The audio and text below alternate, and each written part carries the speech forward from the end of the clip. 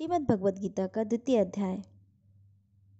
संजय बोलते हैं यहाँ पर, उस प्रकार करुणा से व्याप्त और आंसुओं से पूर्ण तथा व्याकुल नेत्रों वाले शोक युक्त उन अर्जुन के प्रति भगवान मधुसूदन ने यह वचन कहा। मतलब उनको करुणा में देखकर, इतना दुखी होकर देखकर कि वो अपने ही परिजनों को मारने जा रहे हैं, उन्हीं के साथ युद्ध करने वाले हैं। तो यहाँ पर श्री कृष्ण जी उनको समझाते हैं। श्री भगवान बोले, हे अर्जुन, तुझे इस आश्रमय में यह मोक्ष किस हेतु से प्राप्त हुआ? क्योंकि ना तो यह श्रेष्ठ पुरुषों द्वारा आचरित है, ना स्वर्ग को देने वाला है और ना ही कीर्ति को करने वाला ही है। इसलिए हे अर्जुन, नपुंसकता को मत प्राप्त हो, तुझ में यह उचित नहीं जान पड़ती। हे परंतप, हृदय की तुच्छ दुर्बलता को त्याग कर युद्ध के लिए खड़ा हो जा। तब अर्जुन बोले, हे मधुसूदन, हे कृष्ण, मैं रणभूमि में किस प्रकार बाणों से भीष्म पिता और द्रोणाचार्य के विरुद्ध लड़ूंगा?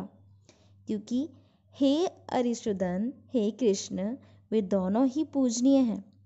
इसलिए इन महानुभाव गुरुजनों को ना मारकर मैं इस लोक से भिक्षा का अन्न भी खाना कल्याणकारक समझता हूँ।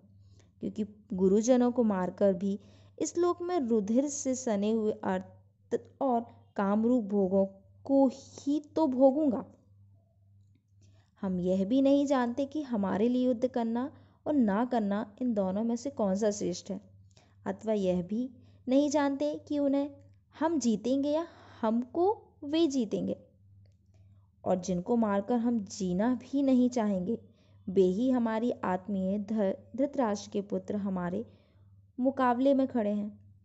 इसलिए कायरता रूप दोष से उपाय और स्वभाव वाला तथा धर्म के विषय में मोहित चित्त हुआ मैं आपसे पूछता हूँ कि जो साधन निश्चित कल्याणकारक हो वह मेरे लिए कहिए।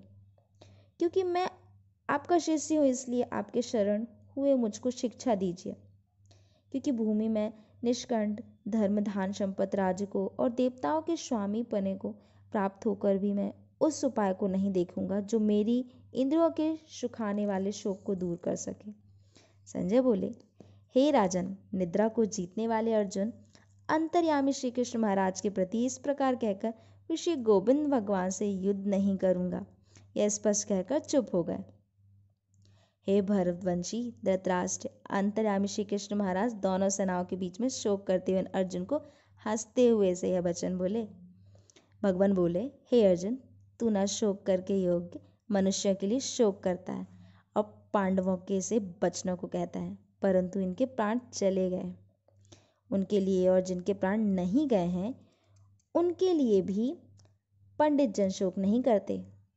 ना तो ऐसा ही है कि मैं किसी काल में नहीं था और तू नहीं था, अथवा ये राजलोग नहीं थे, और ना ऐसा ही है कि इसमें आगे हम सब नहीं रहेंगे। जैसे जीवात्मा की इस देह से बालकपन, जवानी और वृद्धावस्था होती है, वैसी अन्य शरीर की प्राप्ति होती है। उस विषय में धीर पुरुष मोहित नहीं होता। हे कुंती पुत्र, सर्दी, गर्मी और सुख दुख को देने वाले इंद्रिय और विषयों के संयोग से उत्पन्न निशांश, विषांशील और अनित्य, इसलिए हे भारत, उनको तू सहन कर।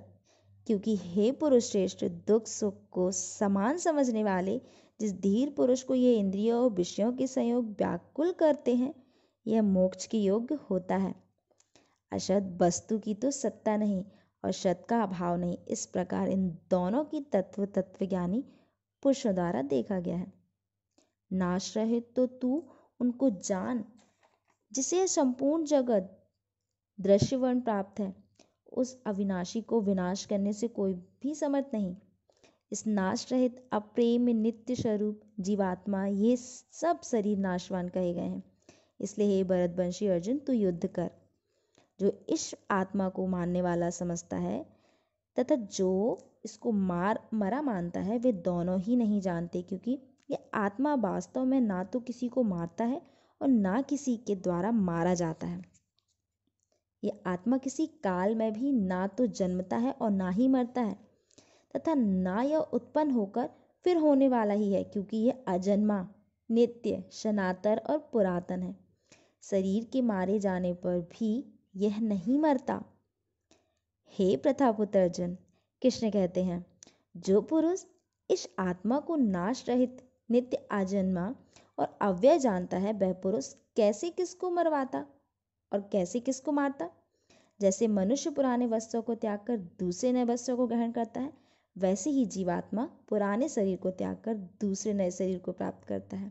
तो ये श्री कृष्ण अर्जुन को समझाते हैं कि तुम किसी परिजनों को मार नहीं रहे हो, ये तो हम वस्त्र पहनते हैं। हमारा शरीर कभी, हमारी आत्मा कभी ना जीवित होती है ना ही मरती है। तो यहाँ पर श्री कृष्ण आज के कलयुग में हमें समझाने की कोशिश करते हैं कि अपने कर्म पर ध्यान दो, क्योंकि जो हमारा शरीर है वो नाशवान है। जैसे जन्म, जैसे बच्चे, फिर उसके बाद जो हमारी जवानी आती है, उसके बाद वृद्धावस्था आती है, सारे चेंजेस देखने को मिलते हैं। तो ये शरीर हमारा खुद का नहीं है, ये तो एक कपड़े के समान है, पुराना होता जाएगा। लेकिन जो हमारी आत्मा है वो ना ही जन्मी है, ना ही उसे कोई मार सकता है, वो अनंत समय तक रहती है।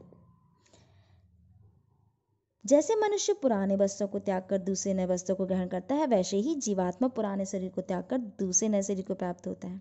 इस आत्मा को शस्त्र नहीं काट सकते, इसको आग नहीं जला सकती, इसको जल नहीं गला सकता और ना वायु नहीं सुखा सकती, क्योंकि आत्मा अशेद है तथा आत्मा अदाह्य है, अल्केश, निसंदेह, आशोष्य तथा यह आत्मा नित्य, सर्वव्यापी, अचल, स्थिर रहने वाला और सनातन है। यह आत्मा अव्यक्त है, यह आत्मा अचित्य है और यह आत्मा विकार रहित कहा जाता है। इससे हे अर्जुन, इस आत्मा को उपयुक्त प्रकार से जानकर तू शोक करने को योग नहीं है, अर्थात तुझे शोक करना उचित नहीं है और तुझे शोक करना शोभा भी नहीं देता। किंतु यदि तू इस आत्मा को सदा जन्मने वाला तथा सदा मारने वाला मानता हो, तो भी हे महाबाहो, तू इस प्रकार शोक करने को योग्य नहीं है, क्योंकि इस मान्यता के अनुसार जन्मे हुए की मृत्यु निश्चित है और मरे हुए का जन्म निश्चित है। इससे भी इस बिना उपाय वाले विषय से तू शोक करने योग्य नहीं है। हे अर्जुन, संपूर्ण प्राणी जन्म से पहले अप्रकट थे और मरने के बाद भी अप्रकट हो जाने वाले केवल बीच में ही प्रकट है। फिर ऐसी स्थिति में क्या शोक करना।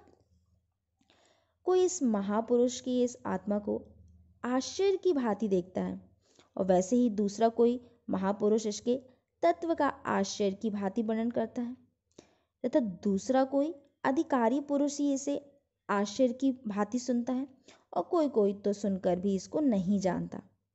हे अर्जुन, यह आत्मा सबके शरीर में सदा ही अवध्य है। इस प्रकार संपूर्ण प्राणियों के लिए तू शोक करने योग्य नहीं है।